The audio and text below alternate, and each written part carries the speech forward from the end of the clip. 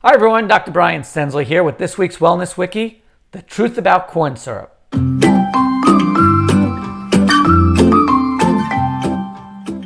In my book, Dream Wellness, The 5 Keys to Raising Kids for a Lifetime of Physical and Mental Health, I wrote about the 4 ingredients that my family and I avoid as much as humanly possible. In no specific order, they are corn syrup, artificial sweeteners, hydrogenated oils, and artificial coloring or food dyes. In previous posts, I have mentioned many of these common ingredients, but I hadn't delved too deeply into explaining what they are, why to avoid them, and what you can substitute in place of them. I will dedicate my next several articles to those specific items.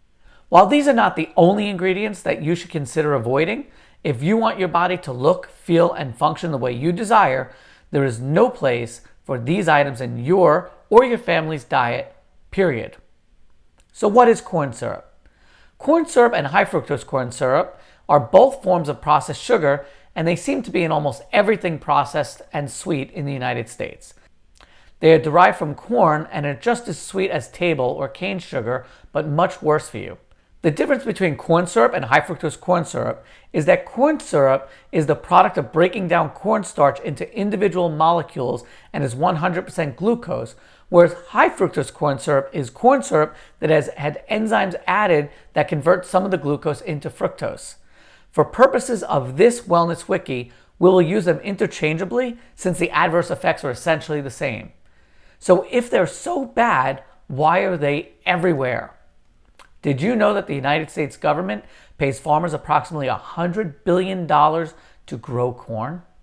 Since corn is a subsidized crop, it makes the production of corn syrup much cheaper than cane sugar and therefore less expensive to sweeten processed foods, which leads to much higher profit margins. Why is corn syrup bad for your health? So why is high fructose corn syrup so bad for me? I thought fructose is good. Isn't that the sugar that's in fruit? Fructose is in fruit, but it is one of 3 sugars in fruit, the 2 others being sucrose and glucose.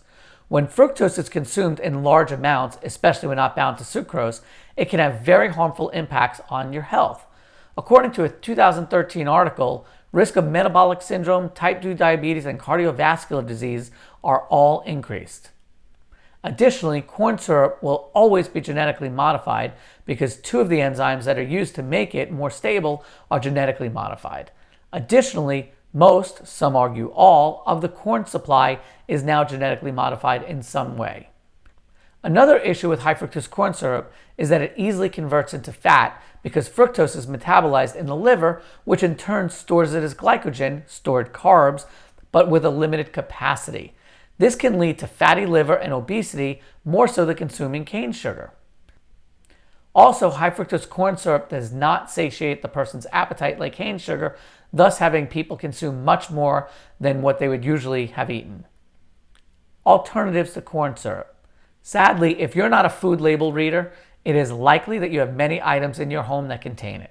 If you have children, there are going to be even more, and they can have devastating impacts on your children's health, including, but certainly not limited to childhood obesity, type 2 diabetes, and ADHD. And you can download the Guide to Reading and Understanding Food Packaging Labels for free here in the show notes. When my son comes home from school, camp, a friend's house, a birthday party, or trick-or-treating, he often shows us his loot, which is typically filled with corn syrup and other non-negotiable no-nos listed above. The most common candy he brings home are gummy bears, Starbursts, and lollipops, all of which are made with corn syrup. We have set up a system in our home where he can switch out these non-negotiable items for some reasonable alternatives that we allow him to consume in small amounts on the weekends. While we prefer him to not consume any food or candy with added sugar ever, we know that's not realistic. So we choose our battles and have decided to keep certain food and snacks that are sweet and enjoyable that do not have all the bad stuff.